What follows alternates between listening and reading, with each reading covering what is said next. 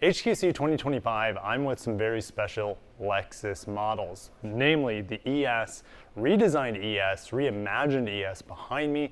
We also have the RZ550e F-Sport Performance, and then we'll also compare the ES design to this vehicle over here, the LXZC Concept, which I debuted for you guys a few years ago at the Japan Mobility Show. This vehicle will eventually come, or a production version of it, but in the meantime, we have a couple of the BEVs that Lexus is bringing to the market to satisfy those looking for BEVs. But it's not just BEV, guys. Keep in mind, the ES, even though it's no longer going to have a V6, it's going to have the 5th or 6th generation hybrid, depending on what literature you want to look at. But it does have the updated hybrid system, and it'll have around 243 horsepower from that hybrid system and available all-wheel drive on that hybrid system as well, and probably around 40 miles per gallon. So I can talk powertrains all day long. You guys know that. I don't want to bore you too much about those figures, but let's go ahead and get into the design. I mean, you can see the departure, guys. The RZ, the first battery electric vehicle from Lexus, you got kind of have that nose of the Lexus badge up front, and they move that Lexus badge up onto the elongated hood on the bumper. All right, just like you see on the illuminated LXZC over there. Now we still kind of have elements of that spindle body grille, that bow tie, that sucking in the middle. We still have that, but it's less evident here, and it's much more, I feel like, subdued. They kind of dialed back the aggressiveness of the LXZC, and we have some of the hood lines shown on this really radical, guys, this is one of the craziest things about this ES, is the radical hood design. It's got so much movement in it. It's strong looking, it's thought-provoking, and it's going to be something that makes you look at an ES. Most of the time you see an ES on the road, it's a good-looking car, people are not going to look twice.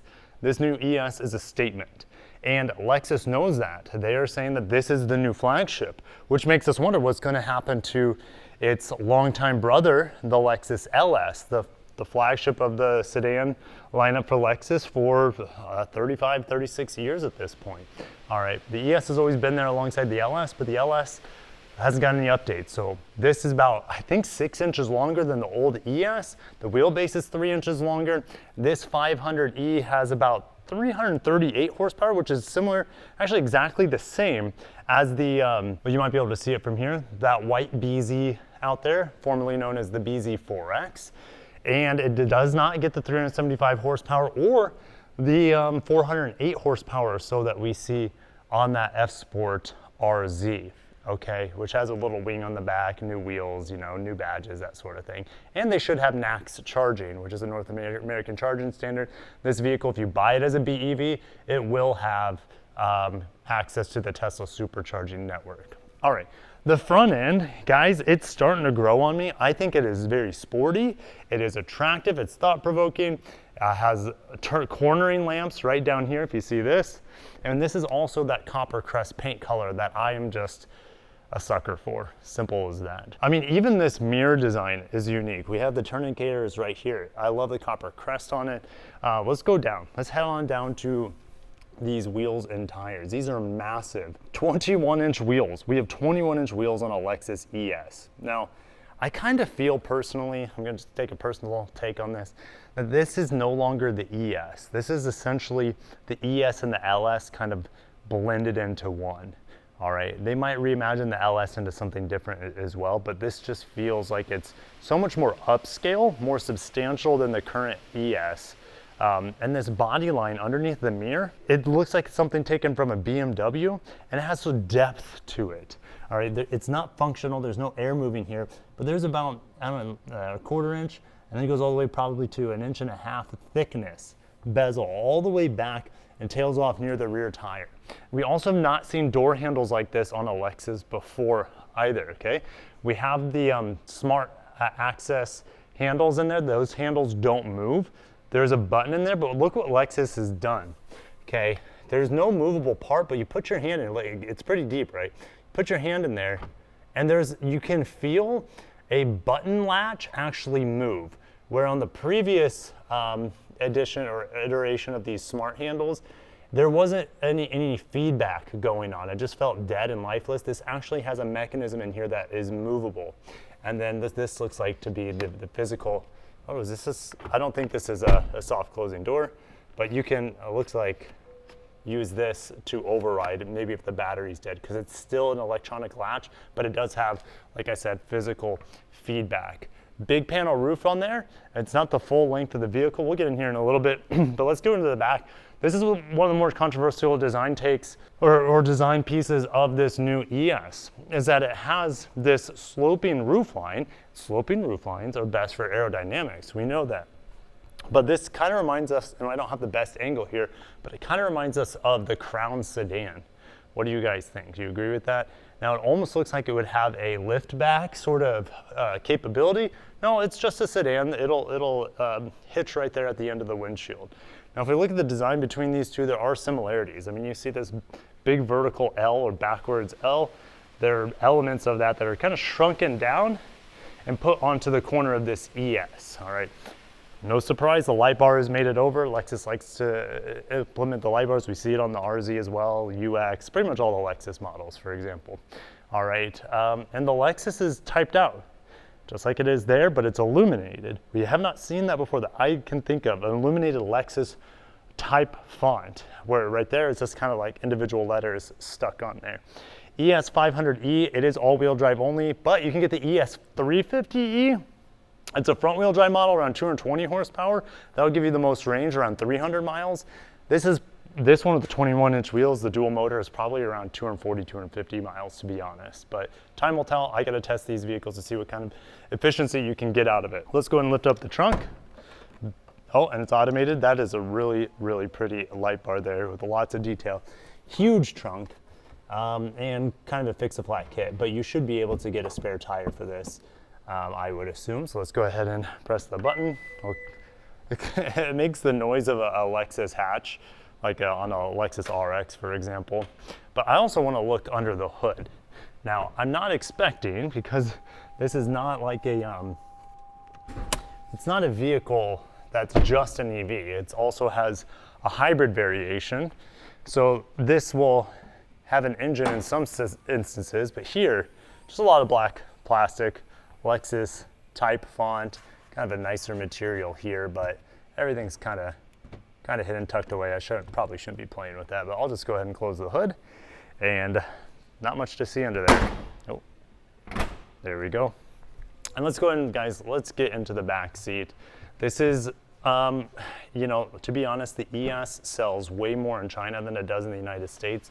In the Chinese market, one, they love sedans, and two, they have a lot of VIPs that sit in the back of the sedan. So the experience back here has to be very impressive. Now keep in mind, this does not have that executive package that you can get on the front wheel drive EV version of this called the 350E. That is going to have reclining seats and ottomans and stuff like that, as well as maybe controls in the back. So, all right, let's go and check this out. We have sunshade back here. Nothing new for the ES. Mark Levinson, nothing new for the ES, but this will probably take it to that next level. I love this bamboo cross pattern here. Absolutely beautiful. It feels very, very upscale. The materials here, actually, that's pretty hard touch. That's hard touch plastic there. But again, it's pre-production. This is super soft, very, very nice feeling. And then this is like it's taken out of the Lexus parts bin for a like a TX or RX, for example. Nice Lexus skid plate here as you get in. I mean, look how much leg room I have. This is fantastic. I like the bamboo trim here. USBs here, as well as a couple vents. All right, closing the door. It's a little dark in here. Apologize for that. Great headroom, and maybe that's why they have an oversized sunroof, but they don't have a full sunroof, because it's going to impede upon the rear passenger's headroom. Folding down the armrest here feels very substantial. I like the bamboo trim here on the side. We do have felt-lined cargo space in there. You could probably put a phone right there. And closing that, we're opening the cup holders, which you don't want to open. So I'm not gonna judge this car because the cup holders aren't popping out, because it's pre-production. It smells like a brand new car in here, like this leather has been treated. For VIP customers, you need to have a very pillow focused headrest. It fits that bill here. Oh, did you hear that door slam? That's pretty fantastic. Get into the front seat, similar materials here. a little bit softer on the top, to be honest. Mark Levinson white speaker grille. Auto folding mirrors, a Lexus skid plate at the bottom. You have thigh extension here on the ES, which I think was only available on the ultra luxury trims on the previous generation. This seat here is very basic looking, to be honest, but it looks comfortable. I'm gonna sit in this. Let's go ahead and pop down. It was blinking at me because I have the headlights and the taillights still on. Memory seats are like, they're touch capacitive. It's super bizarre. Now, I also, wow, this is different. I have a suede material around my MID. This is probably a 10-inch MID, and the screens won't turn on because there's no key in here. It's fine. Okay, well, it kind of turned on there. But there's like a small bezel on the outside. Probably like a third of an inch bezel on the outside of the screen. We also have a head-up display, digital rearview mirror. There's that big roof. And we also have concealable cup holders. Now this material, the lighting is so bad. Can I turn the lights on? Let's see. Oh, they're touch capacitive. Look at this. Look at that. You have two different lights. So I'm gonna keep these lights on because it helps me. All right. So this material kind of looks like a dull black or gray, which is great because it's not going to blind me. Dual wireless chargers, dual USBs right above. The vents are pretty low. This is very similar setup to the new BZ models, with the vents being low with a big 14-inch screen. Now this screen looks actually like a next generation screen compared to the one that I just got out of in the Lexus RZ or the BZ, the Woodland. Those have a similar 14-inch screen, but this is thinner. It seems to be a higher quality next generation screen, which I'm happy about. Scroll wheel for volume. It's not my favorite, but at least they gave it some, crisscross pattern detail. Guys, climate control. There are no buttons. Okay, here's the thing. When I press this, I can hear a button. There is a button back there. You just can't see the button. So that makes my thought, when I did this, there's also, you have your defrost for your rear and side mirrors. So this is fine, this is good.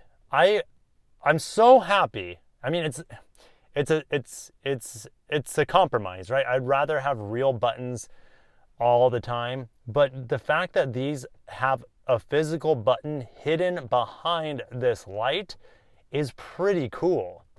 That's pretty cool. All right, hazards. Ooh, which I want to see if that turned on the turn indicators. Hold on.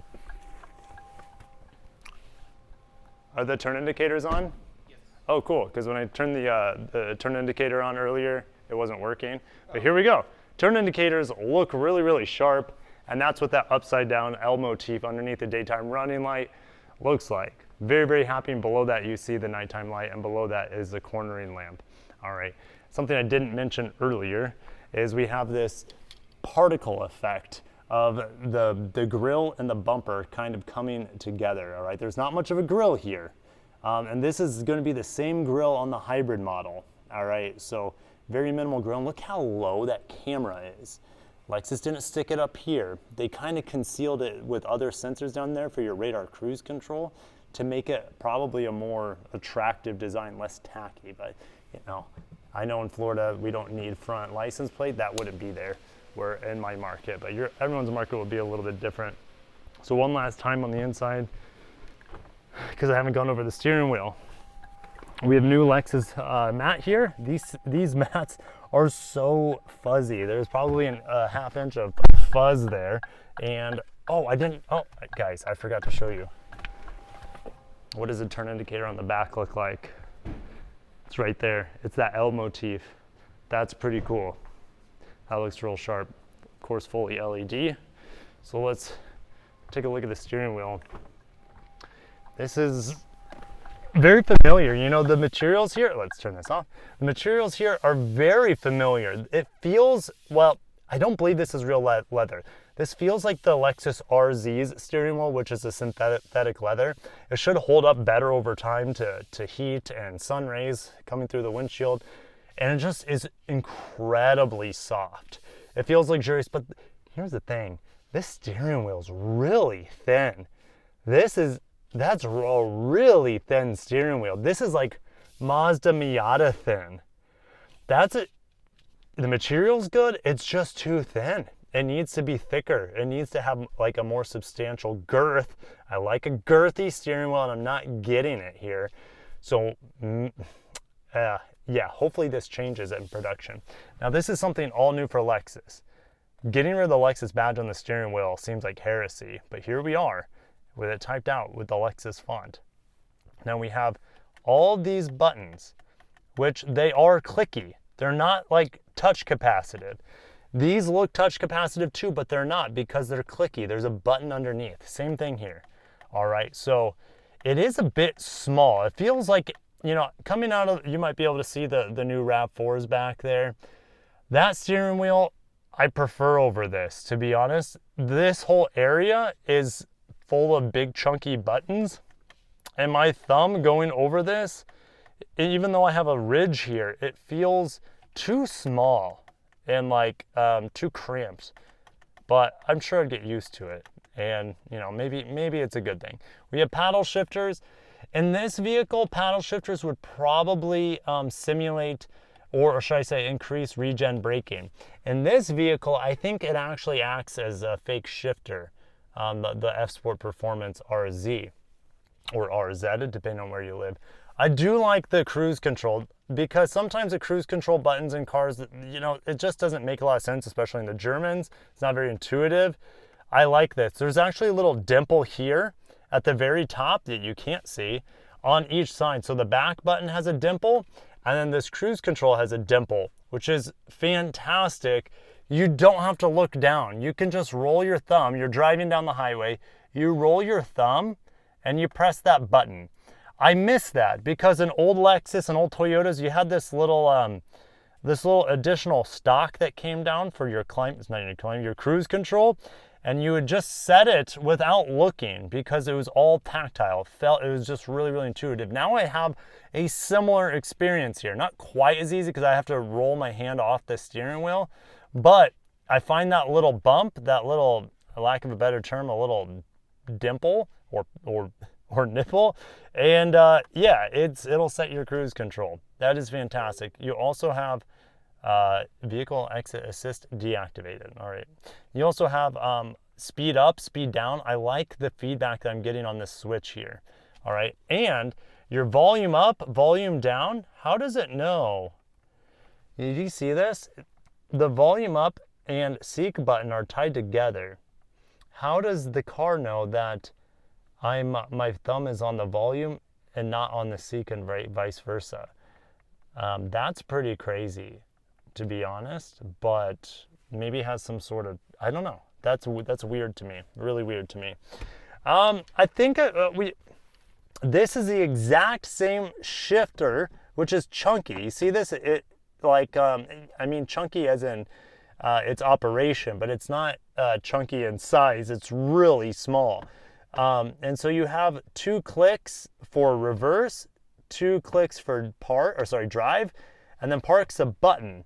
All right, this is exactly the same as the RAV4 Limited. You can probably see, that looks like the storm cloud color up there for the new Toyota RAV4. So yeah, Toyota, this is a new thing in the Toyota Lexus parts bin, but it's still shared with a, you know, $35,000 or less RAV4 hybrid. So yeah, they could have done a little bit better there, but it's not bad. It's gonna be functional.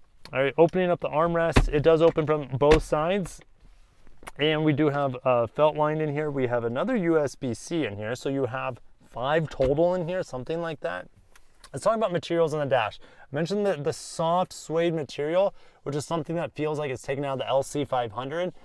And then on top, ooh, real cozy, soft touch here. Mark Levinson speakers, of course. Soft touch here. I like this bar. There's a vent over here, and there's no vents all the way across. And I like how there's just nothing too shiny. Well, just wait for me to drive it in Florida, though, because I'm sure something will blind me at some point. But this screen does look very premium. In the United States, we're not getting that second 14-inch screen that you see in the Chinese market. I think it looks really tacky with 2 screens because of the symmetry is just way off. And who needs that much screen in a car? That's just my opinion. All right, headliner is pretty basic in here. It's not like suede or anything like an LC, for example. Digital rearview mirror, I think I said that already. And let's get out, do our final walk around and impressions. Let's go ahead and turn off the lights. And we'll do our final impressions and walk around here of the brand new Lexus ES. This being the 500e, the range topper, over 338 horsepower. They don't really know where 0 to 60 is going to be for sure. I'm going to take a stab and say mid fives. I know what the BZ, the new BZ with the same powertrain can do, but that's a smaller vehicle. All right, this being a Lexus, there's going to be a lot more sound deadening, a lot more structural adhesive, and just a lot heavier and better materials on the inside weighing this thing down. All right.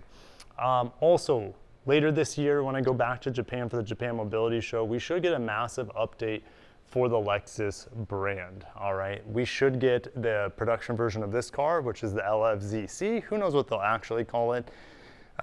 They could just call it the ZC. That would make sense. But I'm happy with the new ES. I get a ton of Crown sedan vibes. I really like the Crown sedan. This just feels bigger on the inside, and it is striking. The ES has never been a striking looking car, maybe when they adopted the spindle grille, but that was kind of striking in a lot of the wrong ways for many people. And the ES is now taking duty for the rest in peace GS. It's taking over duty more than likely for the Lexus LS. I wonder if this is going to open. Oh, it's motorized. Not a huge fan of motorized, charging port covers because they could freeze shut, the motor could go bad on it over time, but there's your next charging port for your Tesla supercharging stations. No talk about, my guess, it would probably charge around 150 kilowatts of peak rate. It'll have better charging capabilities of previous Toyota and Lexus EVs with its preconditioning software. So what a beautiful car. I'm starting to enjoy it more and more the more time I spend with it. And I think it's really going to be a huge step up for Lexus in the sedan market. Thank you guys for watching. If you enjoyed the video, hit the like button, subscribe for more Lexus hands-on impressions. And I should drive this early next year. We're still a ways out. March is when they're expecting launch for the brand new ES. And like I said, this fall I'll be going to Japan where they're going to have massive announcements for the Lexus brand. Other than that, I'll see you guys in the next one. Have a great day.